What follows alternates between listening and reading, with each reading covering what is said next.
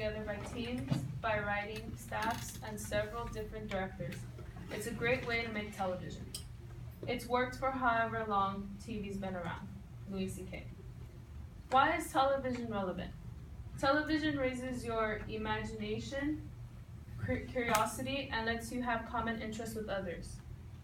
Most of these television pros come from the characters in the show. The first television show began in 1927 when 21-year-old Philo Farnsworth beat everyone by producing the first electronic TV show. Philo Farnsworth, aka the father of TV, created along with these shows, TV characters, there are the square, who is the central protagonist, the wisecracker, who lives to make fun of others, the bully, who dislikes all characters, the dork, who will most likely be the dorky one, and finally the goofball. Expect this to be a younger character. As people who watch TV regularly, we should know about the different characters that intrigue us. As a person who watches TV regularly, I myself have noticed some characters that repeat throughout different shows. By learning more about the different characters in TV shows, we will understand the role they play in our lives. First, I will share with you the background of these character choices that are made. Second, what causes us to like them so much. And finally, what outcome they have on us. To get a better grasp of the different characters there are, we must explain the history of TV shows that are made, and second, we outline the different characters. According to the History of Television by Mitchell Stevens, last accessed on October 21st, 2015, there are different types of TV in the U.S. Most common is broadcast TV. Major networks include NBC, CBS, ABC, Fox, and the CW. NBC, CBS, and ABC began as radio networks in the 1920s, but luckily evolved into visual networks. Different types of programs on these networks include the news, reality TV, and comedies and dramas. The comedies and dramas are the shows you typically find with the different character types.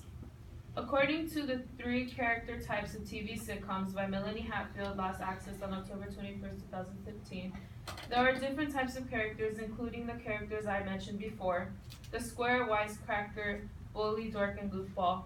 But there are also 3 archetypes of characters on TV sitcoms, which is where you find your comedies and dramas. The heart, the character that wants to make everyone happy, no matter how complicated things get. The head, which is the intellectual of the group, usually doctor, scientist, or academic. Finally, the hip. This is the oversexed character that gets laid more often in 30 minutes than the average person does in a lifetime. You may already be thinking of the characters that match these archetypes. The heart, Leslie Knope from Parks and Recreation. The head, Sheldon Cooper from The Big Bang Theory. And the hip, obviously, Barney Stinson from How I Met Your Mother. These types of characters are the foundation of many sitcoms on TV today. Now that we have discussed the different character types and how there are different character choices, I will move on to what causes us to like them so much. To choose these character types is solely up to the director or writers. These characters bring an audience based on the first episode of the series or the pilot. The pilot basically makes or breaks the show as a whole. First, we will discuss how we help the characters we would like to see, and then how they use that idea to bring in an audience. We technically choose the characters we would like to see. The director and or writer of sitcom give them the daily struggles we relate to, which shows we are similar to the characters.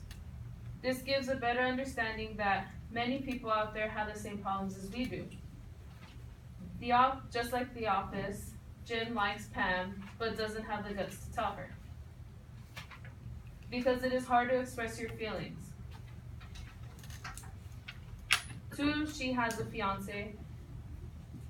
we can relate to this because we all have someone like that, or who we like, or we don't have the courage to tell them so. We can relate to the character in the show. This is how they bring an audience. This is how we grow an attachment to the characters. Being able to relate to someone creates a bond. The funny thing is that this bond is not a real bond. We cannot speak to the character and explain how we feel. It is an unspoken bond. Even though it's weird to grow an attachment to the character, even though we've all done it, it means something to you, and that is why we have television. So after getting a history of television and discussing how we influence it, we will explore the implications of this topic and how it affects us. Television series have been around since the beginning of the 20th century. Over time, many shows have been made with them. Many characters have come and gone. We have changed who we watch and what we watch on TV. We have lost many characters. We have loved some, and we had some that we could not care less about. Whether or not we like the character or not, they are a part of our lives. This is another way of getting attached to a character. Getting attached to a character is easy when they are a part of your day-to-day life. It makes it easy to relate to them. We relate to them through many things, whether it is through humor or if they are going through the same problems we are going through. When we are able to relate to someone, we don't feel alone as we were feeling. This is another way we can get attached. Sometimes we might get too attached and invest a lot of ourselves to them. Investing too much of ourselves into a character can happen from time to time. When we do this, we create an addictive behavior. According to Rethinking Television, audience measures an exploration into the construct audience connectedness. This dimension included many different facets, from the simple effort to not miss any episodes to the rather addictive behavior that some developed toward their show. This behavior was manifested by 1. Discussion about the show characters, their life outside the show, gossip, critiques of their personalities, salaries, appearances, and their clothes. 2. Discussion about the plot, comments about the story, the best episodes, conjectures about the next episode. 3. Fantasies about the actors. 4. Quizzes, questions, inquiries related to episodes of the show. Some people have difficulty separating reality and fictional. You can be so invested in a show but realize that it is fictional. Now don't go thinking something is wrong with you, because I'm pretty sure some of us do these things. I even do some of these things. Just remember, you can do all of this but realize it is fictional. First, I discussed the main background of the character choices made. Second, what causes us to like them so much. Finally, the outcome the character has on us. By learning about the different characters in TV shows, you now have a better understanding of the role they play in our lives. Many characters have come and gone, but only a few left an impact on us.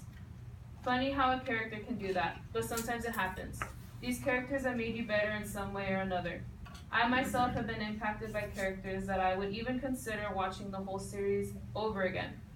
This is the reason why television was created, to create a bond with the viewer like no other bond before.